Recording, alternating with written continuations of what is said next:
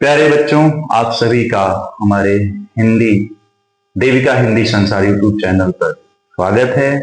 मैं आपके सामने उपस्थित हूँ संस्कृत व्याकरण का क्रिया यानी धातु रूप को लेकर के। इस वीडियो के माध्यम से हम आपको लकार के बारे में बताएंगे कि लकार क्या होता है, पुरुष क्या होता है, वचन क्या होता है। क्योंकि प्यारे बच्चों, संस्कृत का अनुवाद बनाने में इसका बड़ा ही अहम योगदान है। तो आइए हम शुरुआत करते हैं लकार की। लकार कहते किसे हैं? क्योंकि बच्चों, लकार जो शब्द है वो लौ से शुरू होता है। लकार शब्द कहने का कोई विशेष अर्थ तो नहीं है, लेकिन लौ से शुरू होने के कारण इसका नाम लकार पड़ गया। और वैसे संस्कृत भाषा में लकार 10 प्रकार के होते हैं, लेकिन हमें सिर्फ 5 लकारों को पढ़ना है। वो 5 लकार कौन कौन से हैं, आइए हम देखते हैं। सबसे पहला है लट लकार। लट लकार यानी कि वर्तमान काल, यानी जो अनुवाद हम वर्तमान काल में बनाते हैं, जो क्रिया का रूप वर्तमान काल में चलता है, उसे हम लट लकार कहते हैं। दूसरा होता है लंग लकार। लंग लकार यानी कि भूतकाल, यानी भूतकाल में बनने वाले जो भी अनुवाद होते हैं वो सभी लंग लकार के अंतर्गत आते हैं। और तीसरा होता है लिट लकार। तीसरा क्या होता है? लिट लकार, जिसको हम भविष्य काल कहते हैं। और चौथा होता है लोट लकार, जिसे हम आज्ञार्थक रूप में प्रयोग करते हैं। और पांचवा होता है विधिलिंग, जिसे हम चाहिए अर्थ में जिसका प्रयोग करते हैं। बच्चों देखो, सबका नाम लौ से शुरू होता है। लट, लंग, लिट, लोट, लिंग, इसलिए इसका नाम लकार पड़ता है। ठीक है, अब आते हैं कि इसमें और किस चीज की आवश्यकता है। लकार केवल हमने वर्तमान काल, भूतकाल, भविष्य काल, चाहिए अर्थ में और आज्ञार्थक हमने जान लिया। इसमें पुरुष यानी कर्ता, पुरुष के बारे में जानते हैं। इसे प्रथम पुरुष, वह को हम प्रथम पुरुष कहते हैं। संस्कृत में 3 पुरुष होते हैं संस्कृत में। दूसरा होता है मध्यम पुरुष, जिसको हम तुम कहते हैं। और तीसरा होता है उत्तम पुरुष, जिसे मैं और हमको हम उत्तम पुरुष कहते हैं। तीसरी बात आती है बच्चों वचन की, यानी जो वचन होता है जिसको संख्या कह सकते हैं। कोई भी चीज है तो कितनी संख्या में, 1 है, 2 है, 3 है या उससे ज्यादा। तो इसलिए हम वचन भी 3 होते हैं संस्कृत। हिंदी में वचन 2 ही होते हैं, लेकिन संस्कृत में वचन 3 होते हैं। पहला होता है एक वचन, यानी जब कोई एक वस्तु हो, एक व्यक्ति हो, तो वहां पर एक वचन का प्रयोग होता है। दूसरा होता है द्विवचन, यानी कि जहां पर 2 लोग हों वहां पर द्विवचन का प्रयोग किया जाता है। और बहुवचन यानी 3 या 3 से अधिक, यानी अगर 3 या 3 से अधिक है तो वहां पर क्या होगा? बहुवचन। अब आइए आते हैं, शुरुआत करते हैं हम लट लकार। सबसे पहले लकार के बारे में हम बात करते हैं, लट लकार। लट लकार वर्तमान काल क्या है? तो लट लकार वर्तमान काल में जो क्रिया का जो रूप चलता है, धातु का जो रूप चलता है। क्रिया यानी धातु, धातु यानी क्रिया का मूल रूप, यानी धातु को हम अलग नहीं कर सकते। धातु में हम कोई भी प्रत्यय जोड़ करके या उपसर्ग जोड़ करके हम क्रियाओं के रूप को बनाते हैं। ठीक है ना? धातु जैसे पठ धातु, पठ मतलब होता है पढ़ना, पठ मतलब होता है पढ़ना। पठ ये धातु है, पठ, पठ मतलब पढ़ना। अब इसे हम पठ में कुछ भी जोड़ करके आगे बना, पठती, पठता, पठसु, अपठत, पठिष्यति, जो भी हम बनाए। ठीक है ना? तो सबसे पहले हम आते हैं कि लट लकार वर्तमान काल में कैसे इसका रूप हम बनाते हैं। बच्चों, हमने आपके सामने ये लिखा हुआ है, ये पुरुष है, ये एक वचन, द्विवचन और बहुवचन। इधर प्रथम पुरुष, मध्यम पुरुष और उत्तम पुरुष बना हुआ है। इसमें हमने एक आपको एक जो जुड़ता है, अभी हमने बताया ना कि धातु के अंत में जो जुड़ करके उसके रूप को बदल दे, वही क्रिया रूप हो जाता है।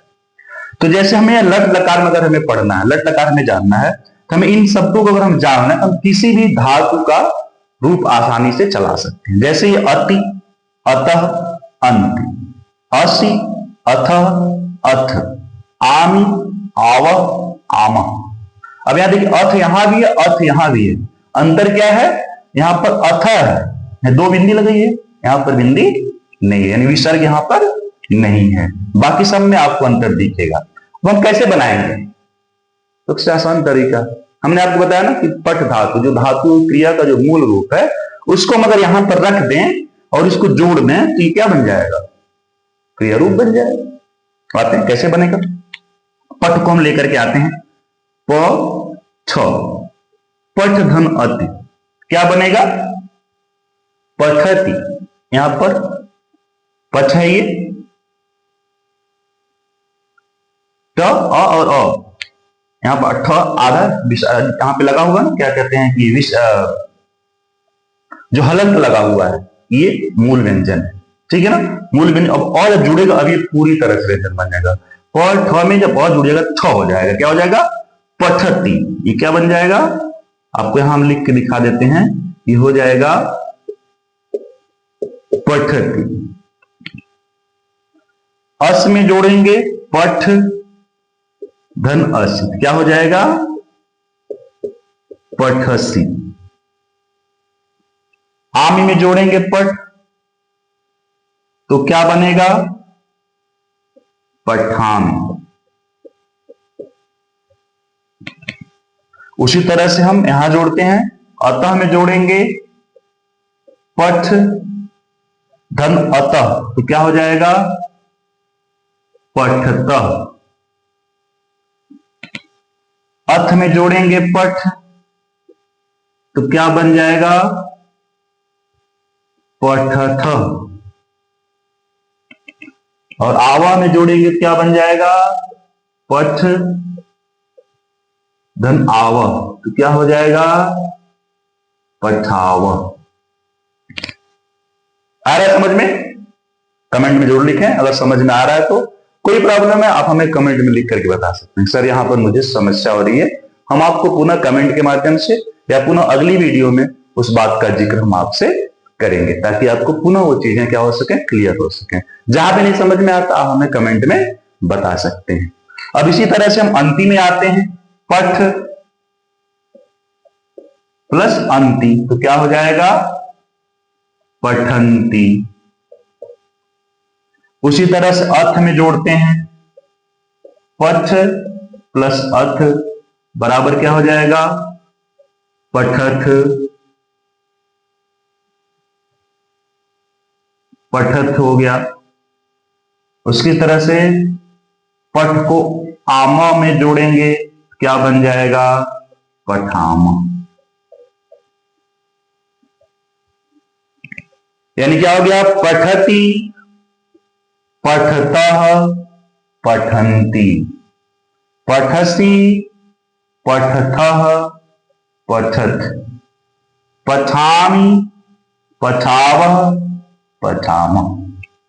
अब इसे आप कुछ ही का बना सकते हैं। गम धातु का अगर आप लीजिए, गम धातु का, गम मतलब होता है जाना। गच्छति, गच्छतः, गच्छन्ति, गच्छसि, गच्छतः, गच्छथ, गच्छामि, गच्छाव, गच्छामः।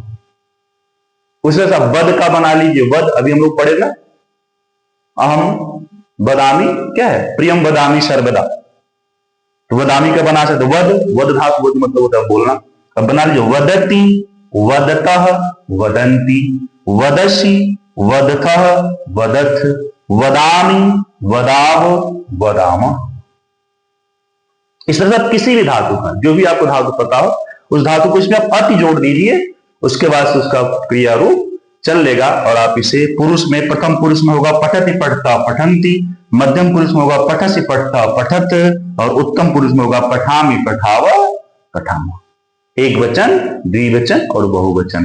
पठति मतलब पढ़ता है, पठता मतलब वे दोनों पढ़ते हैं, और पठन्ति मतलब वे सब पढ़ते हैं, ठीक है। उसी तरह से मध्यम पुरुष में पठस का मतलब क्या होगा, कि तुम पढ़ते हो, यानी तुम के बाद तुम पढ़ते हो तो पठसी, तुम दोनों पढ़ते हो तो पठथ, और वो तुम सब पढ़ते हो तो पठथ। उसी तरह से मैं पढ़ता हूं तो पठामी, हम दोनों पढ़ते हैं तो क्या होगा, पठावह, और अगर हम सब पढ़ते हैं तब क्या होगा, पठामा। इसी तरह से हम अनुवाद बताना भी आपको सीखेंगे, बहुत ही आसान प्रक्रिया हम बताएंगे आपको। बिल्कुल आप हमसे जुड़े रहिए और मेरी बातों को ध्यान से सुनिए। जो भी चीजें हैं आप कमेंट बॉक्स में हमें जरूर बताएं। फिलहाल आज के लिए इतना, क्योंकि हमने नया नया शुरू किया है, आप भी नए नए पढ़ रहे हैं, हो सकता है अभी आपको बहुत सारी चीजें, बातें आपको समझ में न आए। इसके लिए मैं थोड़ा थोड़ा आपको मैं छोटी छोटी वीडियो में आपके लिए बनाऊंगा, और आपको बिल्कुल आप घबराइए नहीं, मैं हूं, और आपको निश्चित है कि संस्कृत अनुवाद बनाना तो सिखा ही दूंगा। और पढ़ना भी सिखा दूंगा।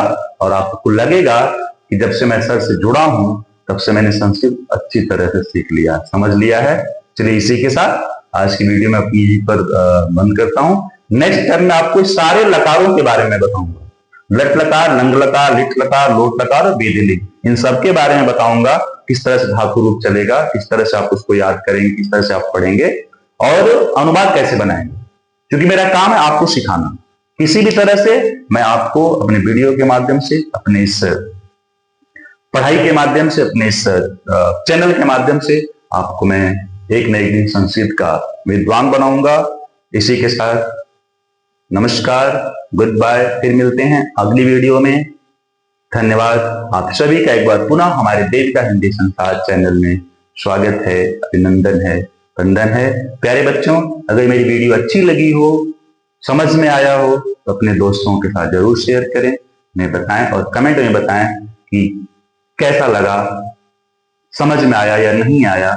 जैसा भी आप कहेंगे उसी के अनुसार नेक्स्ट वीडियो हमारी बनेगी। बहुत बहुत धन्यवाद।